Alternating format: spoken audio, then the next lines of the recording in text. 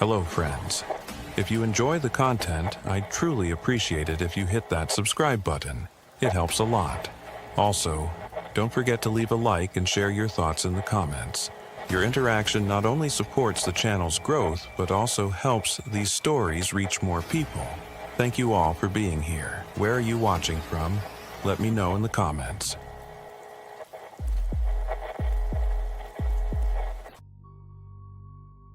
The USB drive sat on my desk, unassuming in its plain black casing, no logo or label to hint at its origin. I'd been desperate for that software, Arcane Render, a discontinued 3D modeling program from the early 2000s, niche but perfect for the freelance project I'd taken to cover my overdue rent. Growing up in a small town outside Rochester, I'd always been the kid tinkering with computers, teaching myself to code while my parents argued over bills downstairs. That drive to escape, to build something better, had landed me in this cramped apartment, chasing gigs to avoid moving back home. Every legal avenue for Arcane Render had turned up empty. No downloads, no torrents, no dusty discs on eBay. Then, late one night, after hours of scouring forums, I found a link to a deep web marketplace. The listing was too good to be true. Arcane Render, full version, $10. The seller, Render Ghost, insisted on a real address for transaction verification. I hesitated, fingers hovering over the keyboard, knowing the risks of sharing personal details in a place like that. But the deadline loomed, and my bank account was a ghost town. I typed in my address, my third-floor walk-up in Rochester, New York, and hit send. The package arrived 3 days later, slipped under my door in a plain envelope. No return address, no note, just the USB. I plugged it in, half expecting a virus to fry my aging laptop. Instead, Arcane Render installed flawlessly, its clunky interface exactly what I needed. I spent the next week buried in work, sculpting digital models for a client's indie game, the software humming along without a hitch. My roommate, Sam, barely noticed, too busy with his night shifts at the hospital. We'd met through a Craigslist ad 2 years ago, bonding over cheap beer and a shared hatred of our landlord. Sam was the steady one, always calm, while I was the mess, freelancing, scraping by, haunted by the fear of failing like my dad, who'd lost his job and never recovered. Life felt manageable for the first time in months, the project giving me a flicker of control. Then, one evening, my laptop screen flickered. I was tweaking a texture map, the radiator's metallic groan filling the room, when a window popped open, a grainy image of my living room, taken from the corner where my webcam sat. The angle was wrong. It showed me slouched at my desk, but I'd taped over the camera lens months ago after reading about remote hacks. The air felt thick, the faint smell of burnt coffee lingering from the pot I'd left on.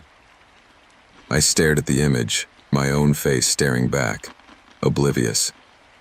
The window closed as quickly as it appeared. I yanked the USB out, heart pounding, and ran a full antivirus scan. Nothing. No malware, no suspicious processes. I told myself it was a glitch, maybe a cached image from an old video call with my sister, who'd moved to Colorado and kept nagging me to visit. But sleep didn't come easy. The radiator's hum seemed sharper, like static waiting to form words. Over the next few days, it happened again. Windows opening unprompted, showing snapshots of my apartment, the kitchen counter with Sam's half-eaten pizza, my bedroom with its sagging mattress and faded quilt from my mom, the hallway where my sneakers lay scattered. Each image felt like a violation, as if someone had rifled through my drawers while I slept. I checked the webcam, still taped over, its light dark. I unplugged it, shoving it into a drawer with old cables and expired IDs. Still, the images came, always when I was alone, always at odd hours. Once, at 2 a.m., a window showed the view from my balcony, the streetlights glowing below, their sodium haze pooling on the cracked sidewalk. But I lived on the third floor, and my balcony door was locked, its rusty hinges untouched. I I stopped using the USB, switching to a cracked version of Blender to finish the project. But the damage was done. My laptop felt tainted, like it was watching me as much as I was using it. I started noticing other things. My browser history showed searches I didn't make, local locksmiths, Rochester crime reports, my apartment building's floor plan. I changed all my passwords, wiped my hard drive, reinstalled the OS. For a few days, it seemed to work. No pop-ups, no strange images. I told Sam about it over breakfast, trying to laugh it off as we sat at our wobbly kitchen table, the smell of his burnt toast filling the air. He raised an eyebrow, sipping his coffee, and mentioned seeing a guy loitering near our building, someone in a gray hoodie who didn't seem to belong. "Probably nothing," he said, but his voice had an edge, like he was convincing himself.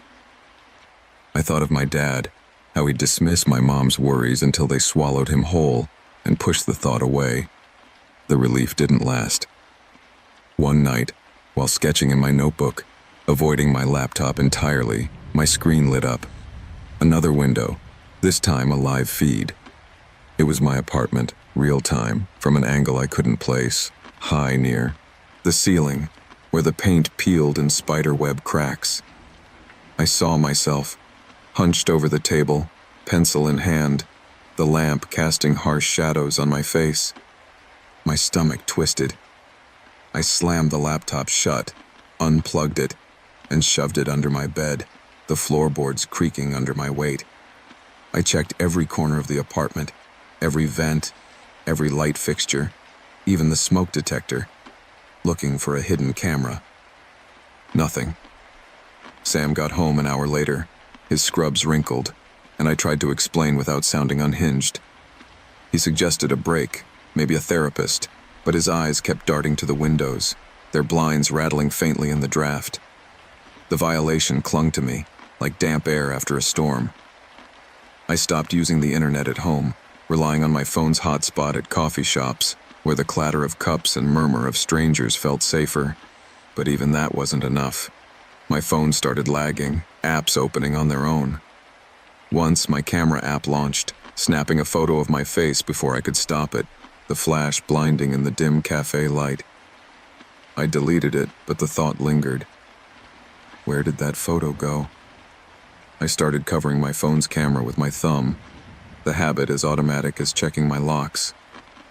I barely slept, my dreams filled with faceless figures standing just outside my field of vision, their breath cold on my neck. I dug into my past, wondering if I'd crossed someone without knowing. In college, I dabbled in gray hat hacking, nothing serious, just cracking Wi-Fi passwords for fun. But I'd stopped after a friend got caught and fined. Could this be revenge? Or was it the client, some shady dev who'd hired me through Upwork? I emailed them, asking if they'd shared my details, but got no reply. My sister called, sensing something was off, and I lied, saying I was just stressed. I didn't tell her how I'd stopped opening my curtains, how the apartment's stale air felt like it was closing in. The worst came a week later. I was alone, Sam at work, when my laptop, still unplugged, powered on. The screen showed a text file, plain black font on white, listing my routine. Coffee at Brewhaven, 8:30 a.m., walk to library, 10 a.m., home by 6 p.m. It wasn't a threat, just a record, but it felt like fingers around my throat. I smashed the USB with a hammer, shards scattering across the kitchen's cracked linoleum. I mailed my laptop to a repair shop, claiming it was bricked, and bought a cheap Chromebook. I told myself it was over. It wasn't. I started noticing the man in the gray hoodie Sam mentioned. He'd be across the street when I left for coffee, or lingering near the library, always just out of focus, gone when I looked twice. I never saw his face, just the hood, the slouch of his shoulders.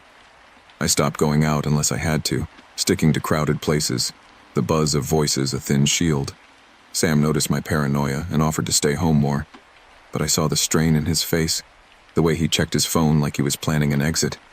He started locking his bedroom door at night, a habit he'd never had, the click echoing in the quiet. I thought about moving, but my lease had 6 months left, and I couldn't afford to break it. My parents had offered to help, but taking their money meant admitting defeat, crawling back to the life I'd fled.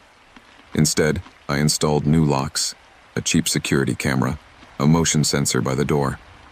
The camera never caught the man in the hoodie, but it recorded flickers of movement in the hallway at 3 a.m., shadows that didn't match the furniture. I stopped checking the footage, the grainy frames too much like the images from my laptop. Ignorance felt safer. One afternoon, I found a scratch on my door frame, fresh and deliberate, too precise for wear and tear.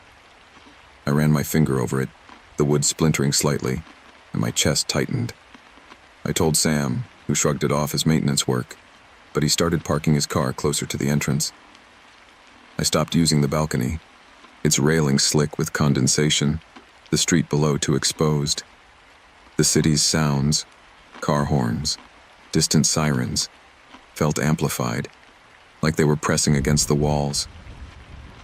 Then came the night I woke to a faint tapping, like fingers on glass. From the balcony, I didn't move, just lay there, heart hammering, the quilt heavy on my chest, until it stopped. Morning revealed smudges on the balcony door, too high for me to have made, their edges blurred like damp fingerprints. I cleaned them off with a rag, the chemical tang of glass cleaner burning my nose, telling myself it was dirt, a bird, anything else. Sam didn't say much when I told him, just nodded and checked the locks, his knuckles white. I still live here, still work from this apartment, but it's not mine anymore. The Chromebook hasn't shown strange windows, yet, but I keep it off when not in use. I deleted Tor, swore off the deep web, avoided marketplaces. My sister keeps calling, worried, but I dodge her questions. Sam's quieter now, his shifts longer, like he's pulling away. Every time I leave, I scan for that gray hoodie, its shape burned into my memory. Every creak of the floorboards, every hum of the radiator, feels like a signal. I don't know who has my address or what they want. All I know is they're out there, and I'm waiting for them to show up.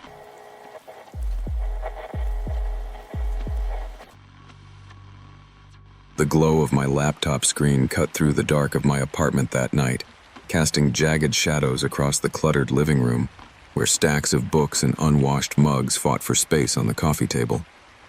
I'd fallen down an online rabbit hole, starting with a Reddit thread about obscure true crime documentaries, which led me to a deep web forum. I wasn't a regular there. Too many warnings about malware and creeps.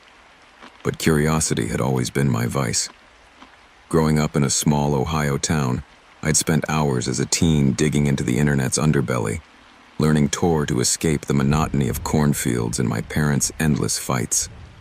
Now, at 26, in a cramped Portland walk-up, I was still that restless kid, clicking links I knew better than to touch. One post stood out, a cryptic URL labeled exclusive live stream. No details, just a string of characters that felt like a challenge.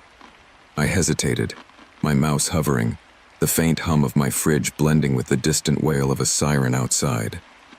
Then I clicked. The page loaded slowly, a grainy feed flickering to life. It showed an empty room, lit by a single bulb dangling from a frayed cord. A wooden chair sat in the center, its varnish chipped, the concrete floor scuffed and stained. Nothing moved. The image was so still I thought it was a screenshot, but a moth's faint flutter in the corner proved it was live. I leaned closer, the screen's blue light stinging my eyes, the air in my apartment thick with the scent of dust and stale coffee. No sound, no context, just this barren room. I should have closed it, but I couldn't. I watched for hours, the clock on my wall ticking past midnight, my coffee mug cold in my hand. It was hypnotic, like staring into a void that might blink. Around 2 a.m., a figure appeared. They walked in, slow, deliberate, in a dark jacket and jeans. They sat in the chair, facing the camera, their face lost in shadow. My breath caught, the room's silence now heavy, smelling of dust and the faint tang of laundry I'd left in the corner. The figure leaned forward, and though I couldn't see their eyes, I felt their gaze. Then a low whisper, "Clara." My heart slammed against my ribs. I slammed the laptop shut, the sound sharp in the quiet. I sat frozen, listening to the city outside, car horns, a dog barking, my pulse loud in my ears. I told myself I'd misheard, that exhaustion was playing tricks. I unplugged the laptop, buried it under blankets, and went to bed, the sheets cold and slightly damp from the Portland air. The next day, I tried to move on. I worked my shift at the bookstore, shelving paperbacks, the smell of ink and old pages grounding me. My coworker, Lena, noticed I was off and asked if I was okay, her voice soft over the hum of the store's heater. I forced a laugh, blaming a late night, but her worry stuck with me. Lena was my closest friend here, after moving from Ohio to escape my hometown's claustrophobic grip. My parents' divorce had left me caught between my mom's anxious calls and my dad's silence, and I'd come to Portland for a fresh start, scraping by on bookstore wages. Now, my apartment felt like a cage. That evening, an email arrived. No subject, no sender, just a link. My stomach twisted. It was the same stream. I didn't click it. I deleted it, emptied the trash, ran a virus scan. Nothing. I told myself it was a coincidence, that I hadn't heard my name. But the whisper lingered, sharp as the draft seeping through my window, carrying the faint smell of rain-soaked asphalt. My days grew heavier. My phone would light up randomly, the camera app flickering open before I could stop it, the screen's glare harsh in the bookstore's dim corners. I'd catch myself staring at the store's security cameras, wondering if someone was tapping the feed. I stopped using my laptop at home, sticking to my phone, but even that felt compromised. The bookstore's fluorescent lights buzzed louder, the air thick with the musty scent of old books, amplifying my unease. I confided in Lena over coffee in the break room, the steam from our mugs curling in the air. I told her about the stream, skipping the part where my name was spoken. It sounded too unhinged. She frowned, her fingers tapping the chipped table, and suggested I call the police. I nodded, but didn't go. What could I say? That I'd wandered into the deep web and seen something creepy? I'd sound paranoid, or worse, like I'd done something wrong. I bought a webcam cover and taped over my phone's camera, the adhesive sticky on my fingers. I closed my curtains at dusk, the heavy fabric blocking the streetlight's glow, trapping the apartment's stale air. The emails kept coming. Every few days, that same link. No text. I deleted them without opening, but they felt like footsteps creeping closer. I stopped using Tor, deleted the browser, wiped my history. The violation clung to me, like the faint smell of smoke you can't source. I started noticing a man outside the bookstore, always at the edge of my vision, in a dark jacket like the one in the stream. He'd linger near a bus stop, head turned away. I never saw his face, but his presence made my skin prickle. I told Lena, and she walked me home one night, her arm linked with mine, the pavement slick with rain. She didn't see him, but I felt his gaze, heavy as the damp air. My apartment became a prison. Its sounds, creaking floorboards, the radiator's hiss, felt like warnings, each one spiking my pulse. I checked the locks obsessively, the deadbolts clicked too sharp to reassure.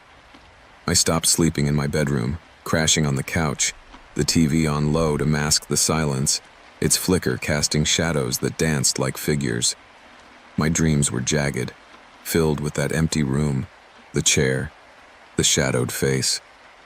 I'd wake sweating, the couch's worn fabric sticking to my skin, the air tasting stale. I thought about moving back to Ohio, but my mom's "I told you so," and the weight of failure kept me here. I'd fought too hard for this life, however fragile. One night, I found a smudge on my living room window, high up, like a hand pressed against the glass. I lived on the second floor, no balcony, no fire escape. I cleaned it with a rag, the ammonia scent burning my nose, but the mark felt personal, deliberate. I didn't tell Lena. She was already worried, and I didn't want to pull her in deeper. I bought a cheap security camera, its red light blinking in the corner. It caught nothing clear, just flickers of movement at odd hours, shadows that didn't align with the furniture. I stopped checking the footage, the grainy frames too much like that stream. The man outside the bookstore became a constant. I'd see him in the morning, leaning against a lamppost, or at night, blending into the crowd, his jacket catching the streetlight's glow. I tried to confront him once, crossing the street, heart pounding, the air cold and damp with mist. He was gone before I got close, leaving only the echo of my footsteps. I started taking different routes home, weaving through Portland's narrow streets, the wet pavement reflecting neon signs. Lena noticed my shaking hands as I shelved books, the clatter of hardcovers betraying my nerves. She insisted I stay at her place for a weekend, her voice firm but kind. I declined, too stubborn to admit how scared I was, how my apartment felt like a trap I couldn't escape. One evening my phone buzzed. Not an email, but a photo, taken inside my apartment. It showed my couch, the blanket I'd left crumpled, the TV's faint glow. I hadn't taken it. I checked the camera's app. Nothing. Just an empty living room. I unplugged the camera, hands trembling, the plastic warm from running all night. I stayed at a motel for a few days, the room reeking of cigarette smoke and bleach, but I couldn't afford more. When I returned, my apartment felt wrong. Too still, like it was holding its breath. I found a faint scratch inside my door, near the lock, too precise for an accident. I ran my finger over it, the wood rough, my chest tightening. I considered telling my mom everything, but the thought of her panic, her insistence I come home, stopped me. I'd moved to Portland to prove I could stand on my own, to escape the weight of her worry and my dad's absence. Instead, I doubled the locks, avoided the windows, and kept my phone off at night. The bookstore became my only refuge, its shelves a maze I could lose myself in, but even there, I felt watched. I caught Lena glancing at me with pity, her offers to help growing quieter, like she sensed I was slipping away. I still live here, still shelve books, but nothing feels safe. The emails stopped, but my laptop stays off, stashed in a drawer with my old journals. I avoid the deep web, erased every trace of that night, but that whisper, my name in that shadowed room, clings like damp air. Lena texts to check in, but her messages are shorter, her worry tinged with distance. The man in the dark jacket lingers, a shape at the edge of my vision, gone when I look too long. Every creak, every flicker of light, feels like a signal. I don't know who was in that room or how they knew my name. All I know is they're out there, and I'm still here, waiting for them to step into the light.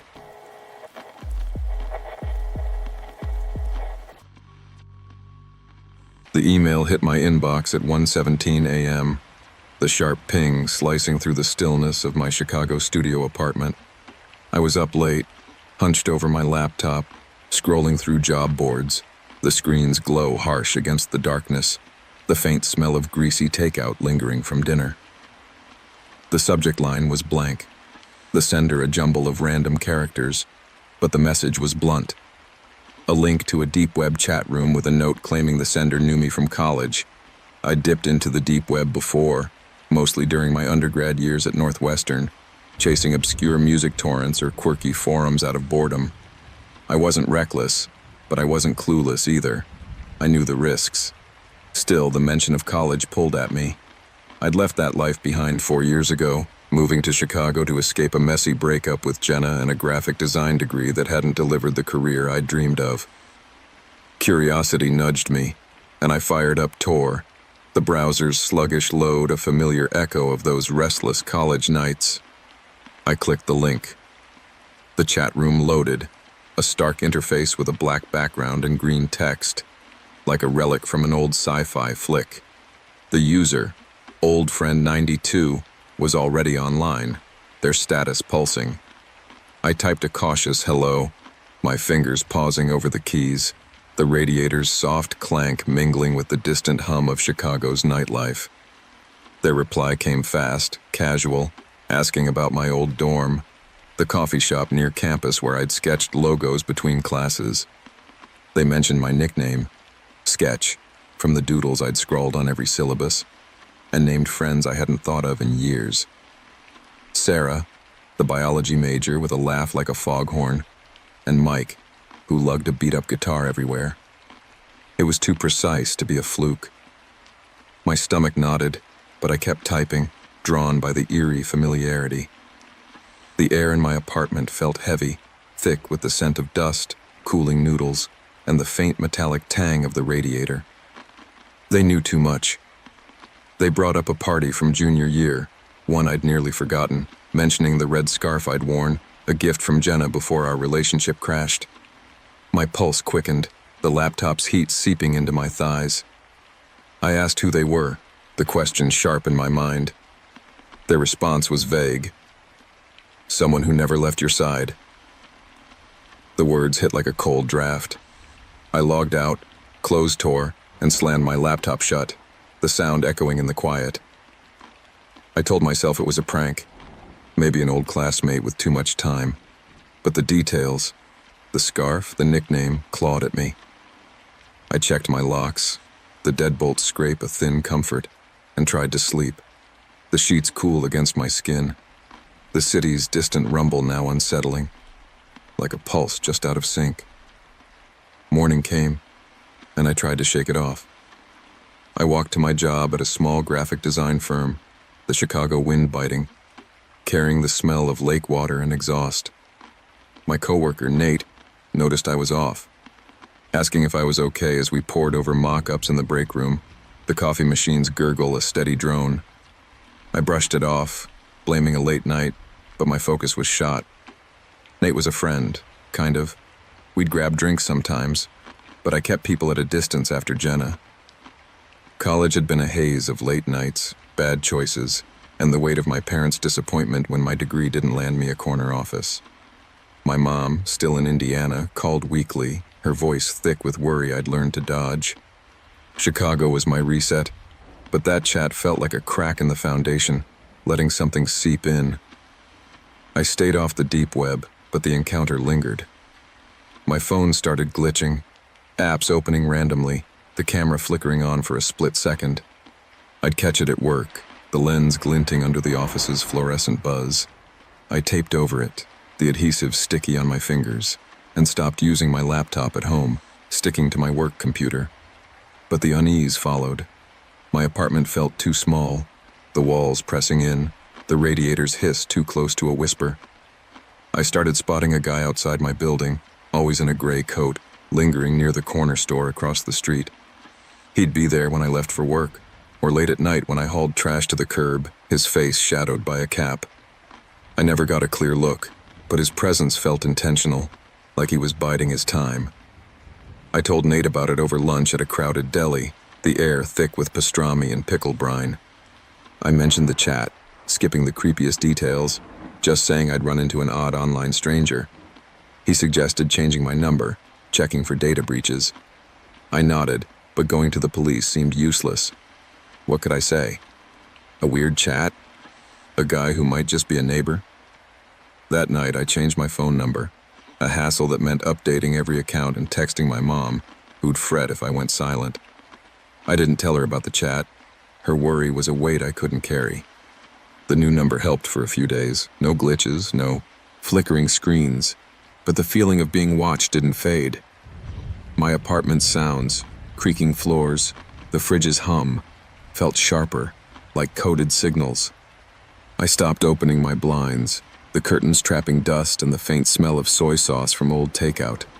I started sleeping with a kitchen knife under my pillow, its handle cold against my palm, a secret I kept from Nate. I'd lie awake, the city's pulse, sirens, distant horns, mixing with my own, wondering if I'd wronged someone in college. Jenna had been intense, her anger sharp when we split, but we'd cut contact years ago. Could it be her? Or someone else, a face in the background of those blurry years. The guy in the gray coat became a constant. I'd see him in the morning, leaning against a lamppost, or at night, melting into the shadows near the store, his silhouette catching the streetlight's sodium glow. I tried to catch his eye once, crossing the street, heart pounding, the air sharp with winter chill and the faint reek of garbage. He vanished before I got close, the street empty but for the crunch of salt under my boots. I took different routes to work, weaving through alleys where wet brick and trash bins clung to the air. Nate noticed my jitteriness, my hands shaking as I tweaked designs on my monitor, the screen's glare harsh against the office's hum. He offered to crash at my place one night, his voice kind but hesitant. I declined, not wanting to pull him into this mess. One evening, I found a faint mark on my apartment door, a deliberate scratch near the handle, too precise for wear. I ran my finger over it, the wood splintering, my chest tightening. I didn't tell Nate. He was already worried, and I didn't want to sound unhinged. I installed a cheap security camera, its red light blinking in my living room's corner.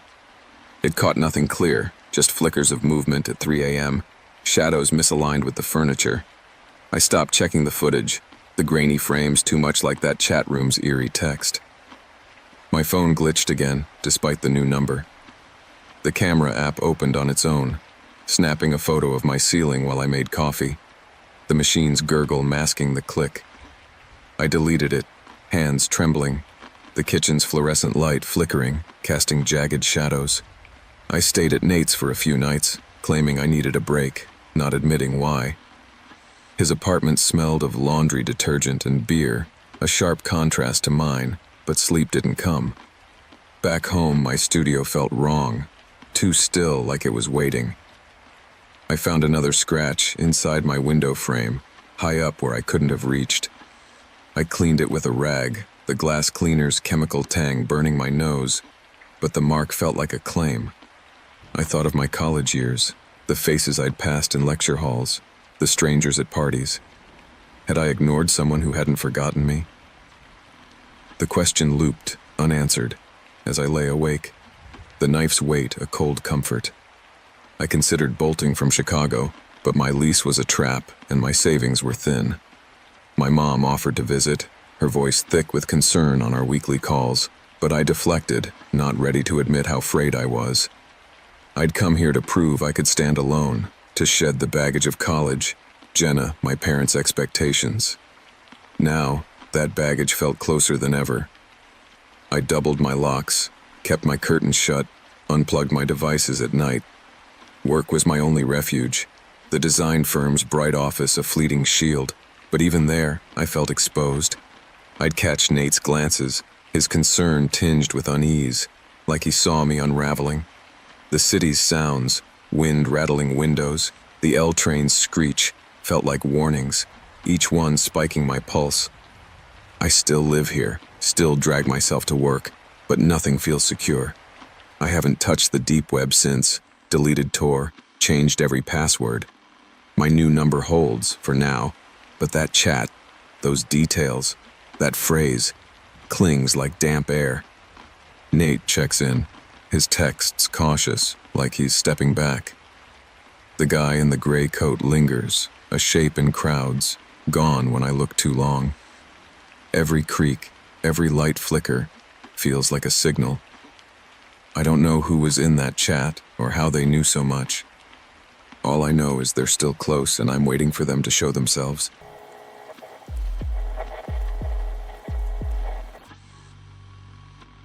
The rain was relentless that night, drumming against the warped glass of my apartment window, each drop sharp as a pinprick.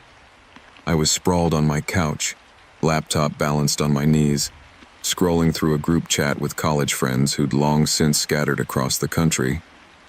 We traded complaints about jobs and reminisced about late-night study sessions, the kind of nostalgia that feels warm until it doesn't. Clara, always the bookworm, dropped a message about a deep web repository she'd found while hunting for rare art history texts. "It's got everything," she wrote, "stuff you'd never find on Amazon or in libraries." As a librarian with a passion for obscure books, I couldn't resist. My job at the town's underfunded library meant I spent half my days scrounging for resources, so the promise of free, rare titles felt like a lifeline. Clara sent a link and a quick guide for using Tor, adding a playful warning. "Don't go too deep, okay?" I laughed it off, imagining outdated forums or sketchy PDFs. Installing Tor was a hassle. Clunky software, cryptic onion links. But after an hour of trial and error, I reached the site. It was stark. Just a black page with white text. No banners, no ads, only a searchable database of folders organized by genre, author, and publication year. I scrolled through, downloading a few treasures. A 17th century herbalist's journal, a collection of modernist poetry I'd only read about in grad school, and a rare folklore anthology.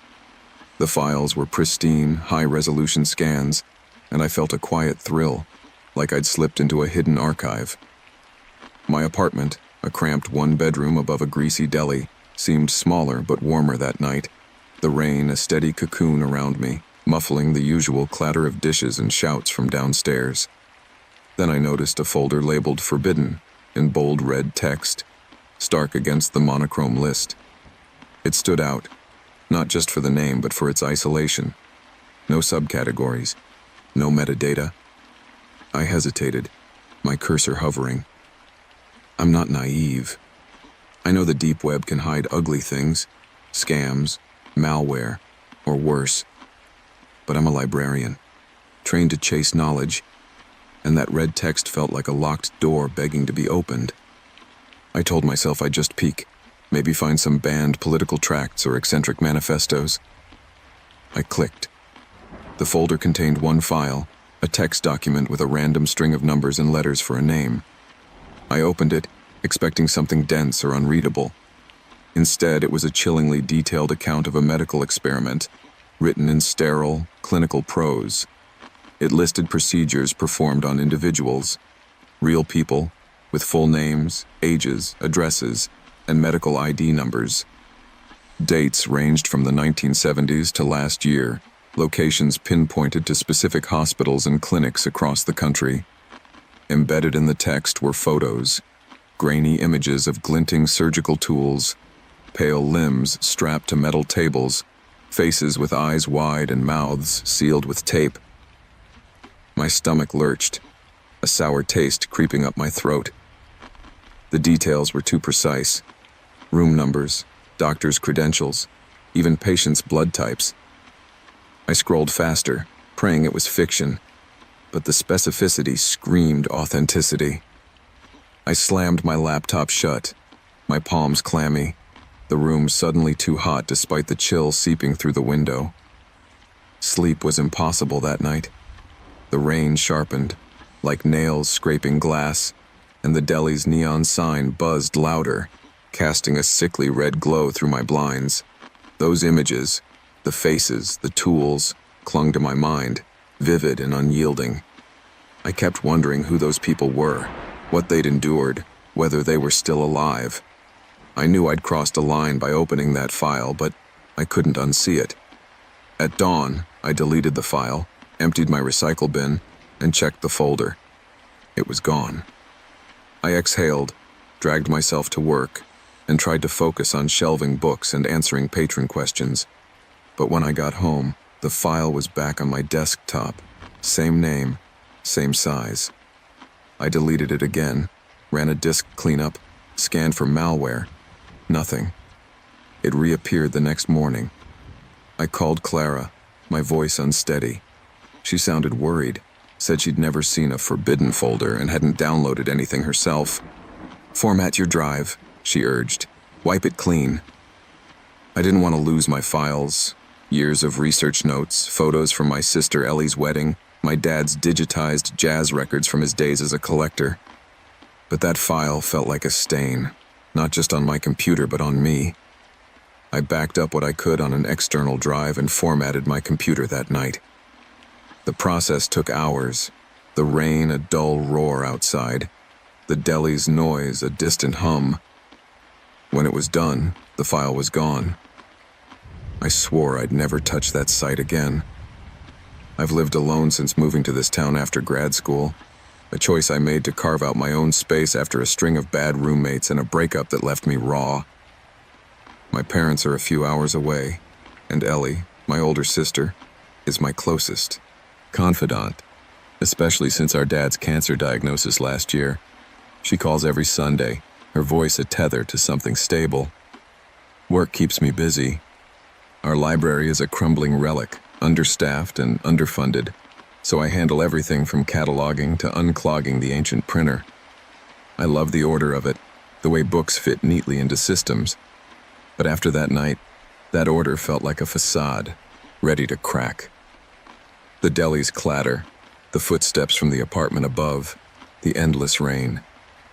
They all turned ominous, like signals of something creeping closer. A week later, the strangeness started. My computer would power on by itself, the screen glowing faintly when I got home from work. Browser windows open to blank pages.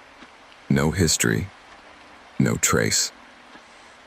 I changed my passwords, unplugged my webcam, switched to mobile data to avoid Wi-Fi. But the unease deepened. At night, I'd hear soft thumps in the walls. Pipes, I told myself, or rats in the old building. Still, I started checking my locks 3 times, keeping a kitchen knife in my bedside drawer, its weight a cold comfort. The nightmares came soon after. I'd see those faces from the file, their eyes locked on me as I ran through sterile, endless hallways, the air thick with antiseptic. Voices murmured, low and garbled, like a radio stuck between stations. I'd wake drenched in sweat, my heart hammering, the room's air heavy and stale. Once I swore a shadow slid across my bedroom wall, but the light revealed only swaying curtains. Sleep became a battle, lost to coffee and sheer stubbornness to get through my shifts. I tried talking to Ellie, but how do you explain this without sounding unhinged? I told her work was draining, that I was sleeping poorly. She suggested a weekend visit with her and her kids, a chance to unplug. I wanted to go. Her house, with its messy warmth and kids' laughter, felt like a refuge, but leaving my apartment seemed like abandoning a problem that would fester in my absence. Instead, I bought a security camera, a budget model with a phone app.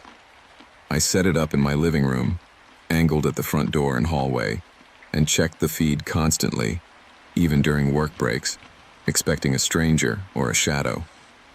It always showed my empty apartment, the deli's neon pulsing through the window like a heartbeat. The library started to feel off too. It's an old building, with creaky floors and lights that flicker when the wiring protests. I'd always found it comforting, a sanctuary of order. But now it felt watchful. Patrons seemed to linger longer, their faces too familiar, like echoes of the file's photos. One afternoon, a man in a gray coat stayed past closing, browsing the reference section, his glances too sharp. I left early, my hands trembling as I locked up, the rain-slicked streets reflecting every light into something menacing. Another night, I found a book misplaced on a shelf, a medical journal, decades old. Its pages yellowed but eerily similar to the file's descriptions. I shoved it back, telling myself it was a coincidence, but my skin prickled as I left. I started noticing other things. The deli's delivery guy, who used to nod hello, now avoided my eyes, his footsteps lingering too long outside my door. The upstairs neighbor's pacing seemed too rhythmic, like a code I couldn't crack. I stopped going out after dark, sticking to the library and my apartment, the knife never far. I tried researching the names from the file, cross-referencing them online, but found nothing. No obituaries, no news articles, just empty searches that felt like they were watching me back. 2 nights ago, closing the library alone, the air felt thick, oppressive. A faint tapping came from the windows, like knuckles testing the glass. I checked every room, every pane. Nothing. When I got home, My computer was on, a text editor open with a single line. You saw. I hadn't touched it. My throat tightened, my pulse a drumbeat in my ears. I shut it down, unplugged it, and sat on my couch, staring at the dark screen until dawn, the rain a relentless drone. Yesterday, I tried my external drive at work, hoping to recover my files. It wouldn't mount. When it finally did, there was one folder, forbidden. Inside was the same text file, unchanged, with the same photos, the same names. My hands shook as I yanked the drive out, hiding it in my bag. I didn't tell anyone, couldn't face the questions. At home, I smashed the drive with a hammer, the plastic cracking like bones, and tossed the shards in a dumpster 2 blocks away, the rain soaking my jacket. I haven't slept since. The camera feed shows nothing, but I check it obsessively, waiting for movement. The rain stopped, leaving a silence that presses against my eardrums. The deli's noise, once a comfort, feels like a mask for something else. Footsteps too measured, voices too low. I keep thinking about those names, those faces, wondering if they're real, if they're still out there, or if they're closer. I've considered leaving, moving to Ellie's, starting over. But what if this thing, whatever it is, follows? My phone buzzed an hour ago with a camera alert. Motion detected. The feed showed my living room, empty, but my computer cursor was moving, clicking through folders I didn't open. I hear faint clicks from the next room, like keys on a keyboard, though my computer's unplugged. The cursor's still moving on the feed, and I don't know what it's looking for, or who's guiding it.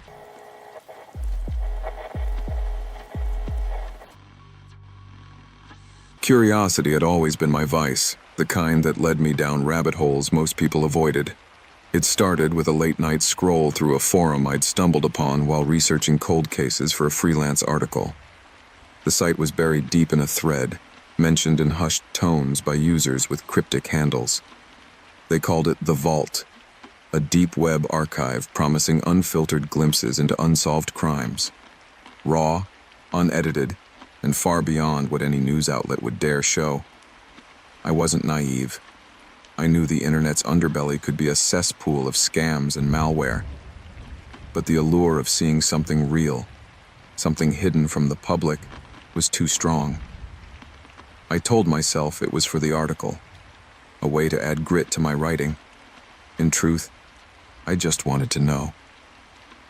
I lived alone in a small apartment on the edge of town, a place I'd chosen for its quiet and cheap rent.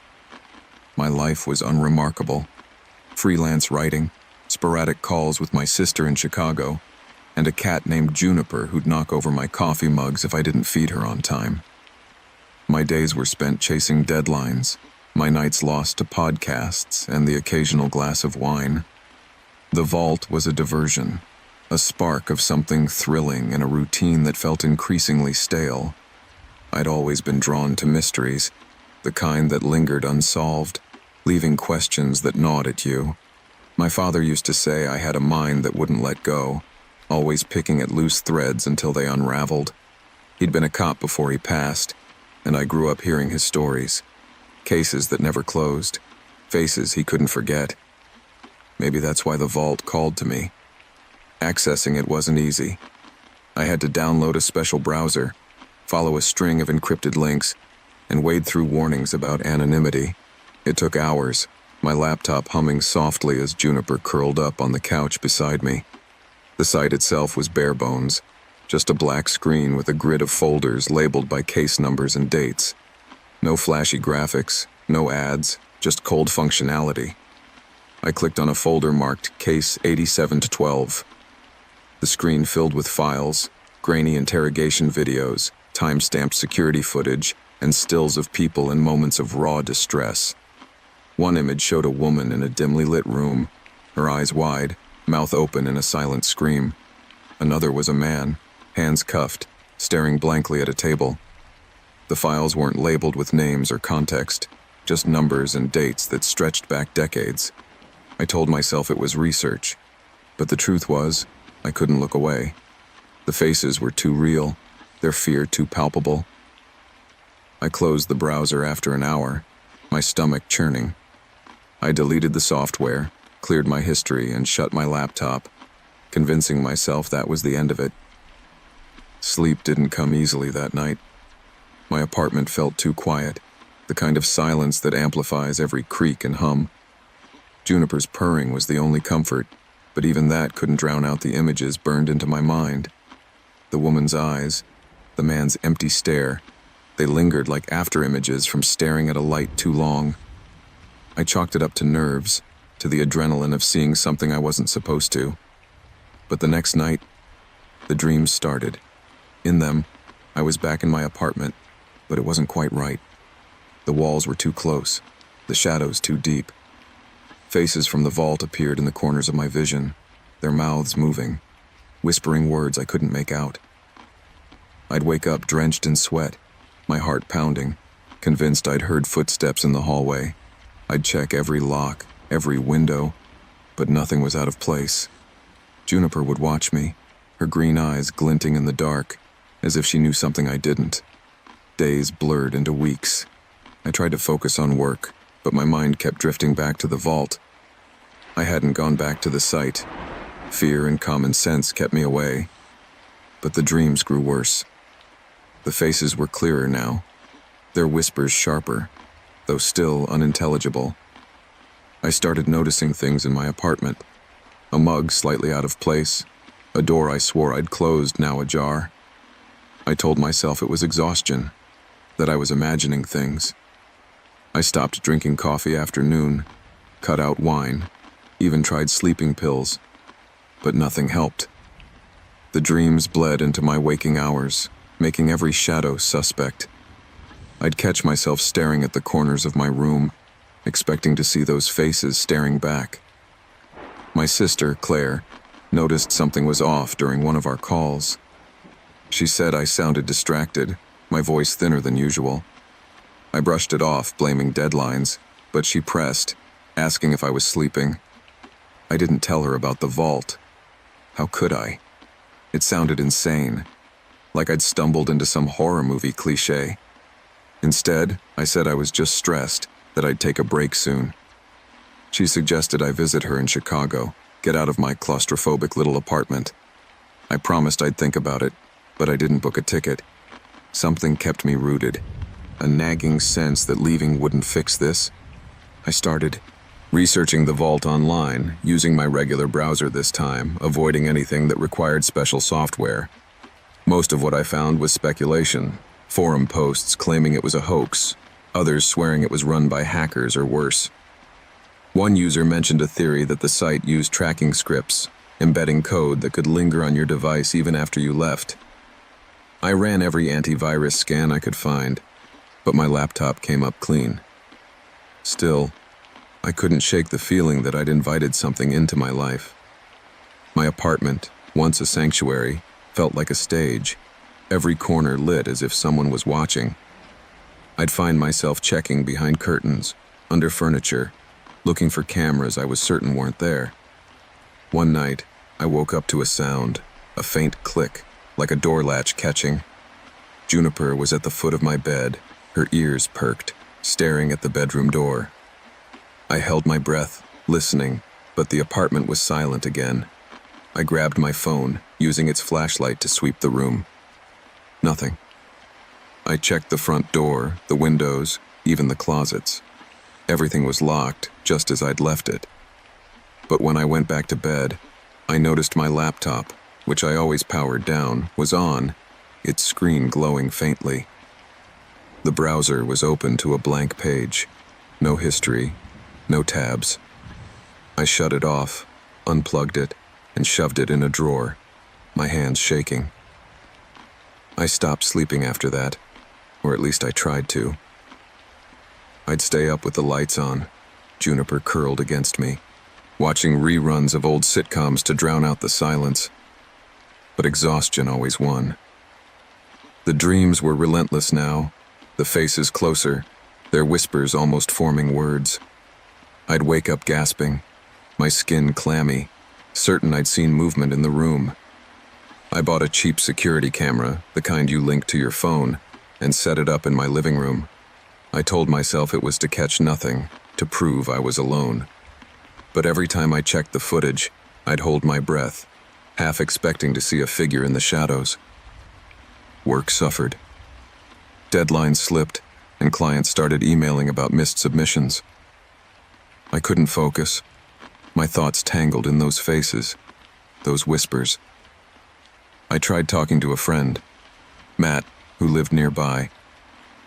Over coffee at a diner, I hinted at what I'd seen, careful not to sound unhinged.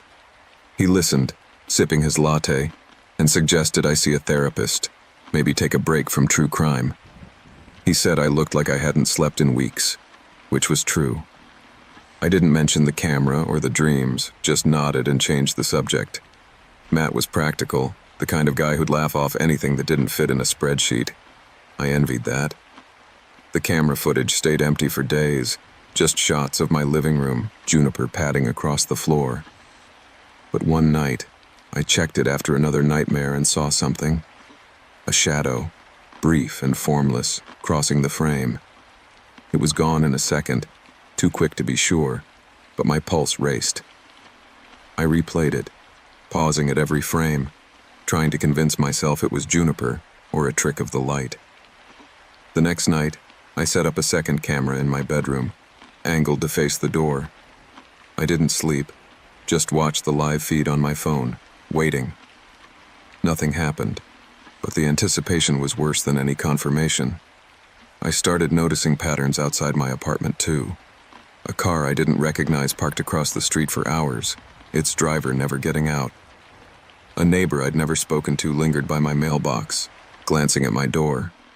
I told myself it was paranoia, that small towns bred familiarity, not suspicion. But the feeling of being watched grew heavier, like a weight on my chest. I stopped leaving the house unless I had to, ordering groceries online, avoiding the diner. Claire called again, her voice sharper this time, saying I sounded worse. She offered to fly out, but I told her I was fine, that I just needed time. I didn't want her here, not when I couldn't explain what was happening. The dreams began to change. The faces weren't just watching anymore, they were moving, stepping out of the shadows, their mouths forming words I could almost understand. One night, I woke up with a phrase stuck in my head. You saw. It wasn't a whisper from the dream, but my own voice, as if I'd spoken it aloud. I checked the camera footage immediately, my hands trembling as I scrolled through the app.